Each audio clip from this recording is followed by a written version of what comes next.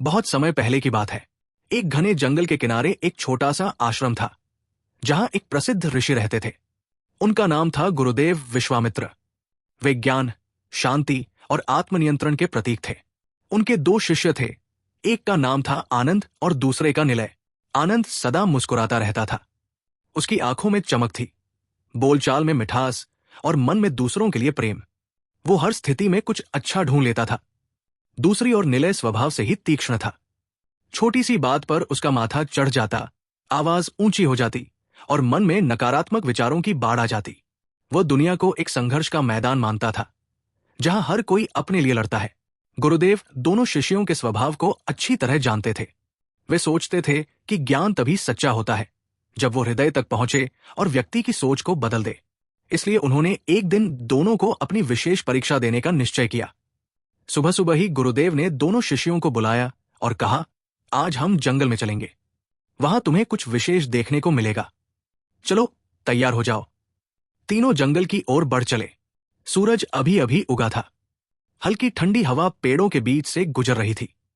दूर दूर तक हरियाली फैली हुई थी। कुछ देर चलने के बाद वे एक विशाल आम के पेड़ के पास पहुंचे। वो पेड़ बहुत पुराना था। उसकी डालियां चारों ओर फैली हुई थी और उन पर सैकड़ों आम लटक रहे थे। कुछ सुनहरे मीठे, कुछ हरे खट्टे। पेड़ के नीचे जमीन पर कुछ पके हुए आम भी गिरे हुए थे। गुरुदेव ने पेड़ की ओर देखा और शांत स्वर में बोले, शिष्यों, इस पेड़ को ध्यान से देखो। इसे बहुत गहराई से देखो। फिर मुझे बताओ कि तुम्हें क्या दिखाई देता है। सबसे पहले उन्होंने आनंद से पूछा। आनंद ने कुछ पल पेड़ को निहारा, फिर मुस्कुराते हुए बोला, गुरुदेव, ये पेड़ मुझे बहुत विनम्र लगता है। देखिए न, कितने सालों से ये यहां खड़ा है। गर्मी में छाया देता है, वर्षा में भीगता है, फिर भी कभी शिकायत नहीं करता। लोग आते हैं, पत्थर मारते हैं ताकि आम गिर जाए। कई बार डालियां टूट जाती है, पत्ते झड़ जाते हैं, फिर भी ये चुपचाप फल देता रहता है। न कोई बदला लेता है, न गुस्सा करता है। ये मुझे सिखाता है कि जीवन में कितनी भी कठिनाइयां आए, हमें विनम्रता और उदारता कभी नहीं छोड़नी चाहिए। जो हमारे पास है उसे बांटते रहना चाहिए, चाहे लोग उसका सम्मान करें या अपमान। गुरुदेव ने सिर हिलाकर आनंद की बात को स्वीकार किया और मुस्कान के साथ उसकी ओर देखा। फिर उन्होंने निलय की ओर मुड़कर पूछा, और तुम, क्रोध, तुम्हें क्या दिखाई देता है?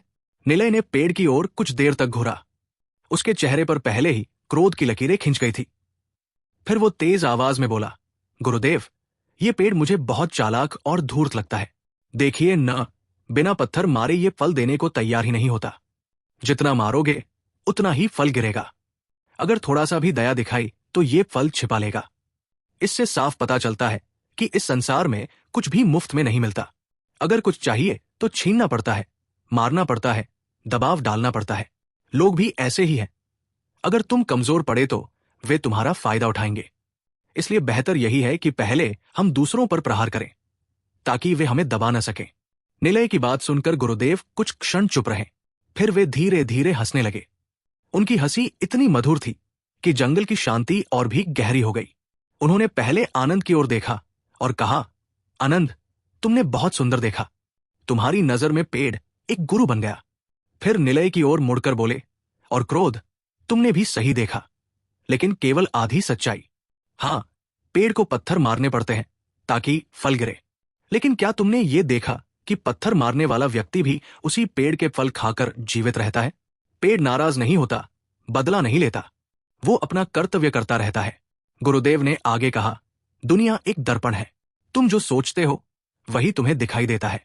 एक ही पेड़ को देखकर आनंद ने प्रेम और विनम्रता देखी, तो क्रोध ने हिंसा और स्वार्थ। दोनों की बातें अपने अपने मन की झलक है। उन्होंने निलय कंधे पर हाथ रखा और बहुत प्यार से कहा, बेटा, अगर तुम भी अपने मन में थोड़ी सी सकारात्मकता लाओगे तो तुम्हें भी यही पेड़ एक दिन गुरु जैसा लगने लगेगा। और जब तक ये बदलाव नहीं आएगा तब तक तुम्हारा जीवन संघर्ष ही रहेगा।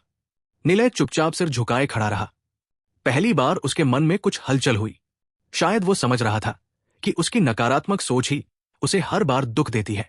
गुरुदेव ने दोनों को गले लगाया और बोले, सच्चा ज्ञान वही है जो तुम्हारी सोच को बदल दे। सकारात्मक सोच न केवल तुम्हें शांति देती है, बल्कि तुम्हारे चारों ओर भी शांति फैलाती है। याद रखना, जो देखता है वही पाता है। उस दिन से निलय ने धीरे धीरे अपनी सोच बदलनी शुरू की। वो समझ गया कि जीवन में सबसे बड़ा हथियार तलवार नहीं, बल्कि एक सकारात्मक दृष्टिकोण है। और आनंद, वो तो पहले से ही इस मार्ग पर चल रहा था। सीख, हमारी सोच ही हमारा सबसे बड़ा साथी या सबसे बड़ा शत्रु बन सकती है। एक ही स्थिति को देखकर दो लोग पूरी तरह विपरीत निष्कर्ष निकाल सकते हैं।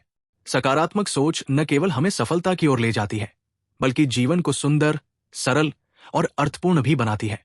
इसलिए अगली बार जब कोई पेड़, कोई व्यक्ति या कोई परिस्थिति आपको परेशान करे, तो रुकिए और पूछिए, मैं इसमें क्या अच्छा देख सकता हूं?